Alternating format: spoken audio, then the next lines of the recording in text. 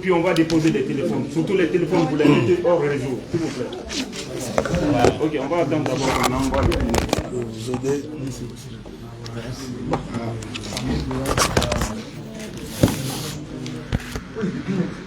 Attends, le Kleenex, on va attendre le Kleenex.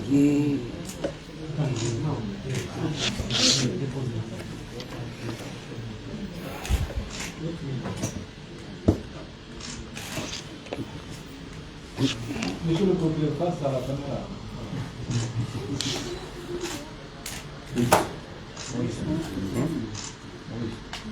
Attends, on envoie le Kleenex.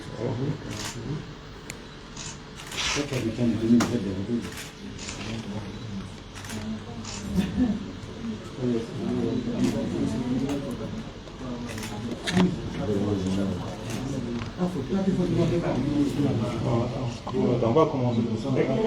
Madame, ça sera Le micro.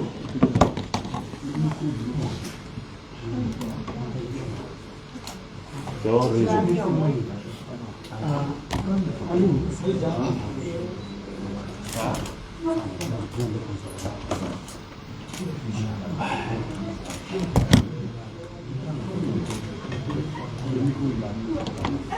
Bien.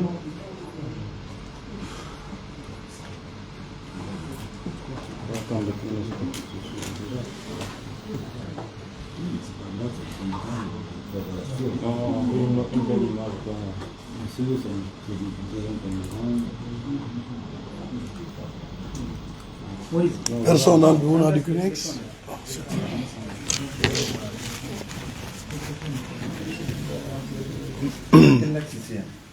Ok.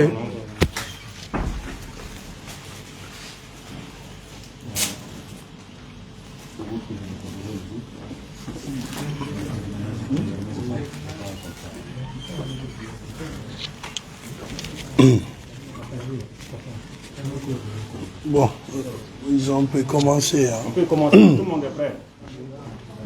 D'accord. Monsieur le procureur général, c'est juste un communiqué qu'il va lire. Et puis après, je pense pas qu'il y aura des questions. Peut-être, je sais pas. On va voir. On va lire d'abord le communiqué. D'accord. Bonjour, bonjour tous les journalistes. Vous savez, avant de procéder à la lecture du communiqué du parquet général,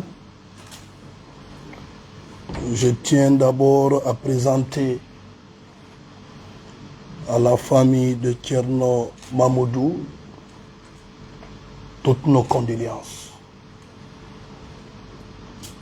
Dans un passé récent de la République de Guinée, les enquêtes judiciaires, il faut avoir le courage de le dire, n'ont jamais inspiré la confiance au sein de l'opinion. D'aucuns penseront que la justice est instrumentalisée, mais pour une fois dans notre pays, la justice est en train de faire son travail dans l'intérêt de la loi. Pas de rapport erroné, mais de rapport authentique dont nous allons rendre public le contenu et les mesures que nous avons déjà envisagées pour pouvoir étayer la religion de l'opinion. On ne dira pas on a introduit une balle dans le corps comme dans un passé récent où le rapport médico-légal a disparu. Nous sommes dans le cadre de la transparence. Sur ce, voici le communiqué du parquet général sur les circonstances de la mort de Thierno Mamoudou Diallo et les mesures prises aux fins d'enquête judiciaire. Conformément aux dispositions de l'article 42 du Code de procédure pénale, le procureur général près la Cour d'appel de Conakry A, par lettre numéro 701/PG/CA/C/2022 en date du 5 juin 2022, instruit le procureur de la République près du tribunal de première instance de Dixine de procéder à l'ouverture d'une enquête préliminaire contre X pour des faits d'homicide volontaire commis sur la personne de Kerno Mamoudou Diallo, élève en classe de 10e année, fils de Oumar Lawal et de Fatoumata Diallo. Sur les circonstances des faits incriminés, il résulte des déclarations des membres de la famille de la victime, ainsi que des témoignages recueillis au cours de la reconstitution des faits par la police technique et scientifique, en abrégé BPTS, en présence du procureur général près la cour d'appel de Conakry, le procureur de la République près le tribunal de première instance de Conakry de Dixine, Maître Amidou Bari, avocat à la cour et membre de la coalition CPI Guinée, les officiers de police judiciaire de la brigade de recherche de Kipé, que dans la nuit du 1er juin 2022, aux environs de 21h, Kerno Mamoudou Diallo a été victime d'un tir par arme à feu au moment où il se trouvait dans une pièce multiservice, salon de coiffure et un cyber, 6 au quartier Amdallah Prince, dans la commune de Ratoma. Selon le prestataire de l'espace cyber devant lequel les faits se sont produits, la victime serait venue pour transférer des vidéos de série dans un ordinateur de marque HP qui appartiendrait à sa sœur. Qu'en ce moment précis, on attendait des tirs provenant des agents qui seraient membres d'une unité de brigade anticriminelle en présence d'agences de police qui patrouillaient dans la zone suite à la manifestation spontanée due à l'augmentation du prix du carburant par le gouvernement. Que c'est dans ces circonstances qu'il a été atteint par balle et son corps a été conduit dans un premier temps à l'hôpital sino-guinéen où il manquait de place avant d'être admis à la morgue d'une mosquée 6 à Bambeto, commune de Ratoma, Conakry, puis finalement à la morgue de l'hôpital Ignasdine le lendemain matin. Ainsi, le procureur général et toute l'équipe de son parquet se sont rendus à la morgue de l'hôpital Ignasdine pour s'enquérir de la situation, compatir à la douleur de la famille et ordonner une autopsie à des fins judiciaires pour déterminer avec précision les causes de la mort, notamment la description de la nature des lésions et l'établissement du rapport médico-légal. Sous les résultats de l'autopsie, 1. L'examen externe du corps de la victime. L'examen du corps de la victime Kerno Mamoudou Diallo révèle qu'il s'agit d'un corps vêtu des effets suivants: un t-shirt de couleur vert et jaune, un pantalon jogging de couleur grise, un short bleu. Mesurant 1,70 m, le rapport indique que les lividités sont postérieures. Il note en outre la présence de la rigidité au niveau des articulations. Par ailleurs, il n'a pas été noté de traces de soins de réanimation. Cependant, l'examen du corps a mis en évidence les lésions traumatiques suivantes. Au niveau de la tête et du cou, une midriase bilatérale flexible, une pâleur des téguments et des conjonctives, une mobilité anormale du cou, une plaie contuse avec présence de collerette érosive mesurant 0,7 cm de diamètre, située au niveau de la région zygomatique gauche, présentant les caractéristiques d'un orifice d'entrée d'un projectile, une plaie traumatique mesurant 2,5 fois 0,5 cm, située au niveau de la face postérieure du cou, à regard des vertèbres C3 et C4 présentant les caractéristiques d'un orifice de sortie d'un projectile. Une fracture au niveau de la branche montante de la mandibule gauche. Sur l'examen interne du corps, l'examen interne du corps de la victime relève que le pédicule est épais d'environ 0,8 cm au niveau du thorax et 1 cm au niveau de l'abdomen. La coloration de la musculature est normale au moment de l'examen aux fins d'autopsie. La couleur, il faut préciser, était de couleur brûlante. Au niveau de la région céphalitique, le cuir-chevelu était incisé selon une ligne allant d'une rétro-auriculaire à l'autre, réclinée.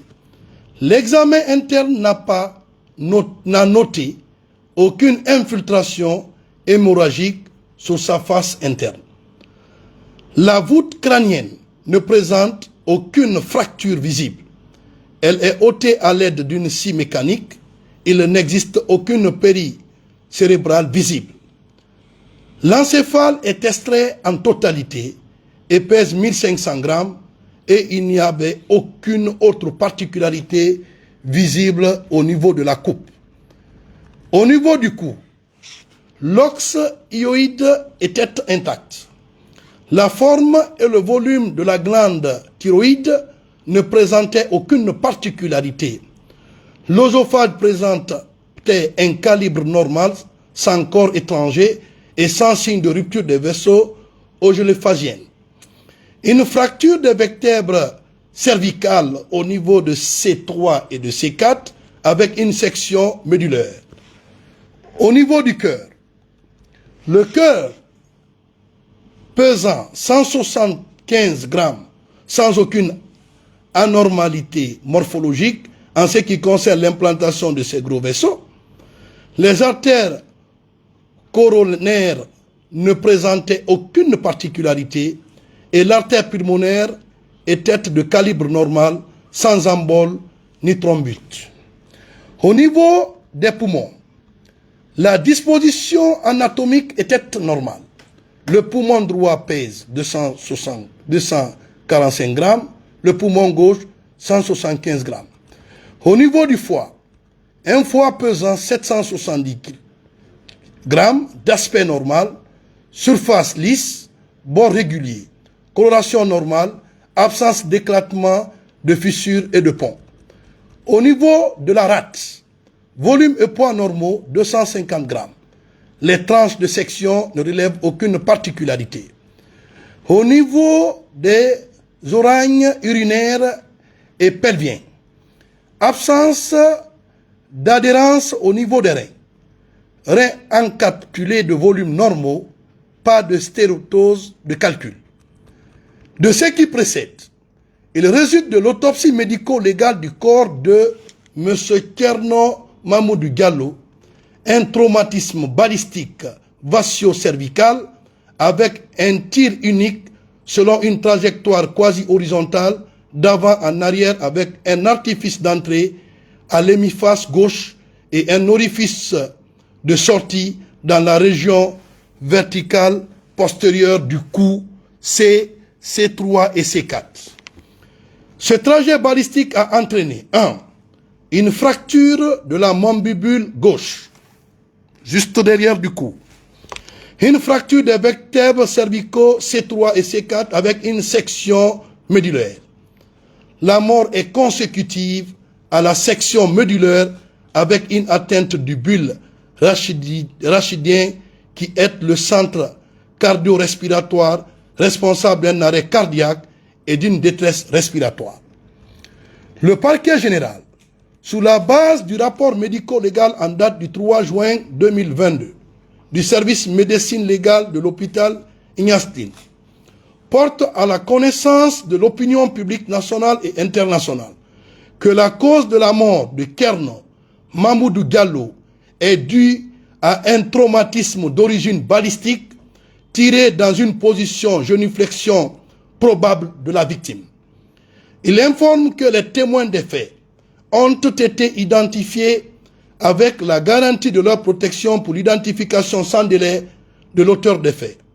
Le procureur général instruit au procureur de la République près le tribunal de première instance de Dixine, conformément aux dispositions des articles 40, 41, 42, 43, 44 et 45 du Code de procédure pénale, d'enjoindre par voie de réquisition au directeur général de la police nationale et du directeur régional de la police de Conakry la communication sans délai de l'ordre opérationnel des unités d'intervention, notamment les unités de la brigade anticriminelle qui patrouillaient dans la zone au moment des faits poursuivis, sous peine de poursuite judiciaire pour refus illégal d'un service légalement dû et entrave à l'action de la justice.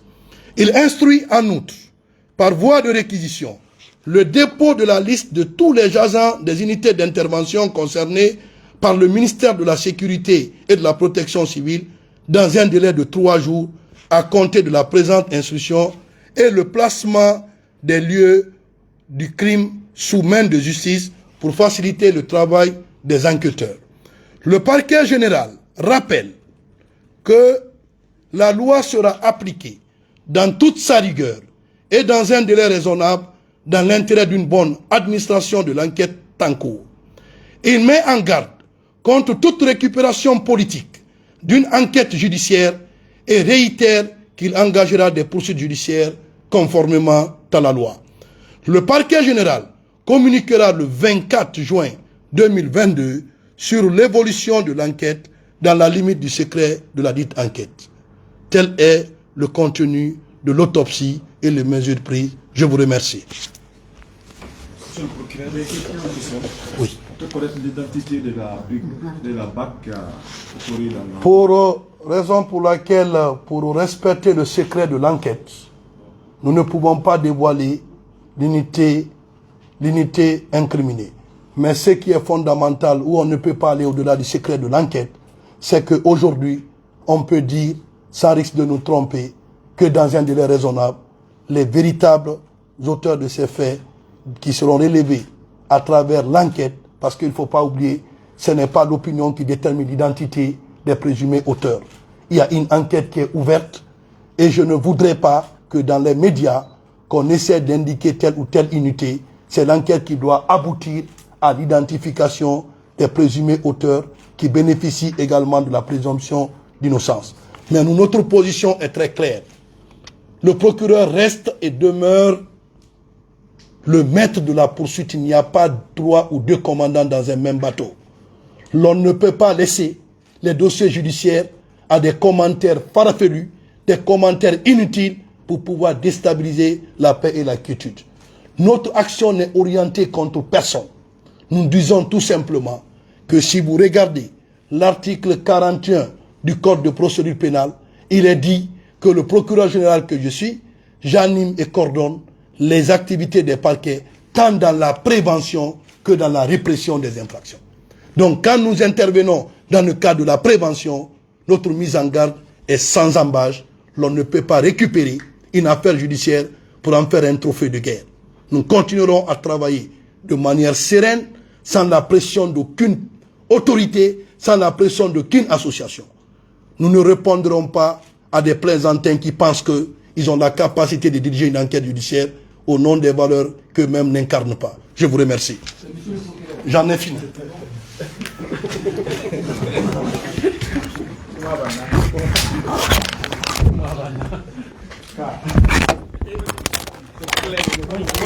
Copie.